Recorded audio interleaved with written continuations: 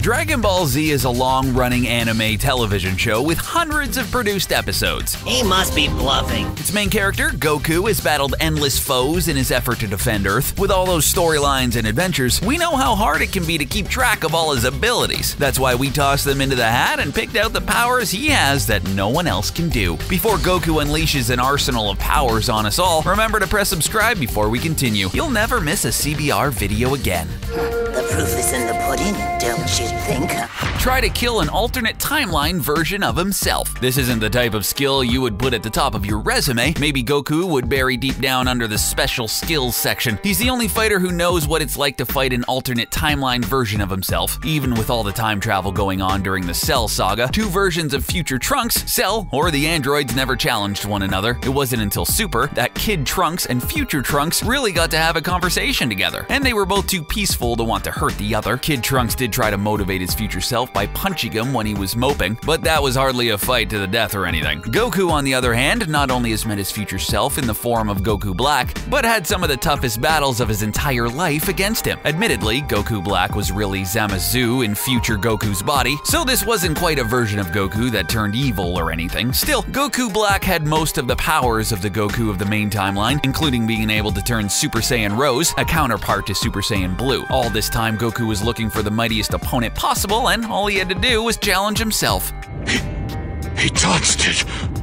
Summon Zeno. Considering all the powers Goku has at his disposal, this is by far the most valuable skill he can summon. Zeno is without a doubt the most powerful character in the entire franchise. Zeno can erase entire universes from existence if he so chooses. We certainly don't want to mess with a guy who can wipe us out with a blink of an eye, do you? That's scary stuff. Luckily for Goku, Zeno considers Goku a friend. So not long after they met, Zeno gave Goku a button to carry with him. Zeno told Goku that if the Saiyan ever needed him, just to press the button and Zeno would come to him immediately. Not bad, right? As the most recent saga of Dragon Ball Super demonstrates, Zeno isn't necessarily a total good guy, what with his willingness to wipe out multiple universes from existence. Still, if Goku ever encounters any evil or characters threatening to kill his friends, he can always fall back on calling Zeno to save them, as seen in the Zamasu situation. As far as we know, Goku is the only person with a button to call Zeno, so Goku is basically walking around with the world's most valuable pager. Are you crazy? No way!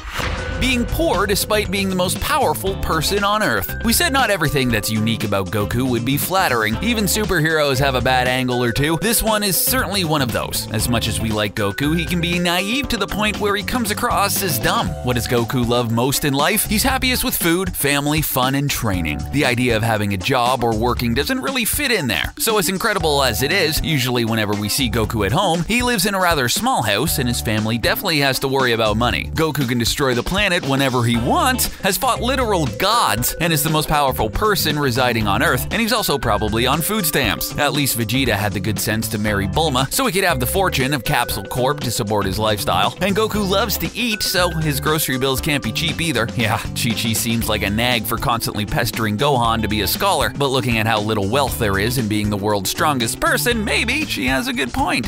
Hey, what's he doing? Access Super Saiyan Power State. Yet another form born out of animation issues surrounding the Super Saiyan form in the anime is Goku's Super Saiyan Power State. Basically, this form surrounds Goku in the aura of a Super Saiyan and even sees his hair become spikier like in his typical Super Saiyan form. The difference is that Goku's hair doesn't turn golden, indicating this is not full-fledged Super Saiyan transformation. If it sounds kinda silly, that's because it really wasn't an intentional form. During a filler episode of DBZ, Goku and Piccin were fighting off past villains in Hell, and the animators initially had Goku transform to take them on. It wasn't until after they already drew the scene that they realized they wanted Goku to surprise Piccin with the Super Saiyan form when they fought later. So they hastily recolored Goku's hair back to black. They couldn't get rid of the aura or spiky hair at this point though, so they were kinda stuck with it. It eventually got worked into the franchise's canon as a lesser form that he's busted out a few more times, but understandably he's really the only one to use it since the actual Super Saiyan form is just superior.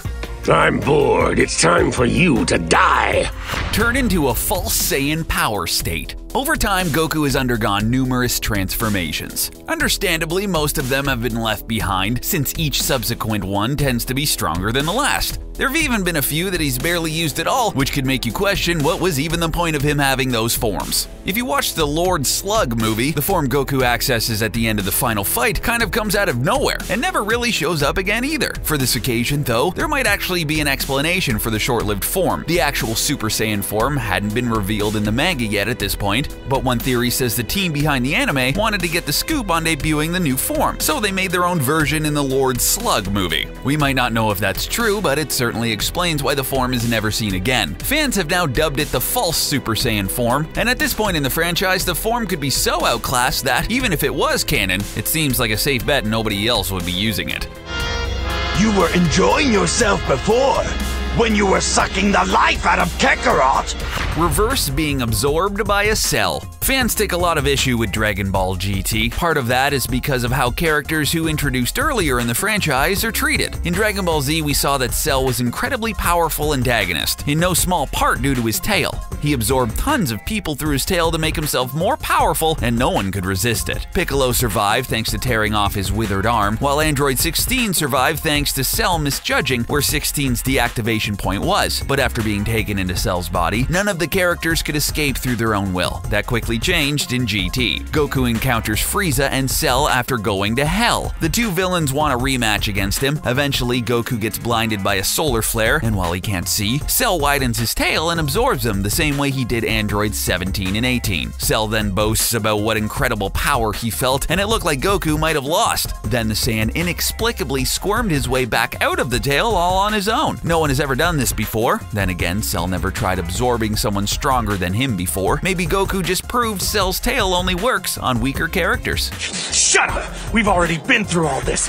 Boast of surviving an exploding planet 6 times. A lot of people have noted the similarity between Goku and Superman. For example, they are both initially the sole survivors of a destroyed planet. In fact, he's kinda set a bit of a record for it at this point by being involved in more planetary explosion than anyone else in Dragon Ball. Though, admittedly, that's not exactly the easiest Guinness record to try to break. Thanks to being sent away from the planet Vegeta as a baby, Goku is one of the only Saiyans to survive Frieza's destruction of that world. Then Goku once again defied the odds by getting off Namek just before Frieza's plan to destroy that world succeeded. Goku also made it off the Earth with Vegeta just before Buu detonated it. He escaped the Earth again when Baby's wish on the Black Star Dragon Balls destroyed it in GT. Vegeta would have almost been able to tie Goku's record for planet escapes, but then in Resurrection F, Vegeta perished when Frieza blew up the Earth, while Whis was able to save Goku and a handful of others. If it's any consolation, even Goku doesn't have a flawless escape record, since he did die in the destruction of King Kai's planet when he transported Cell there. Although he did go on to escape another planet when Zeno destroyed the timeline where Zamasu had taken over. Congratulations, you actually managed to give me a little scratch.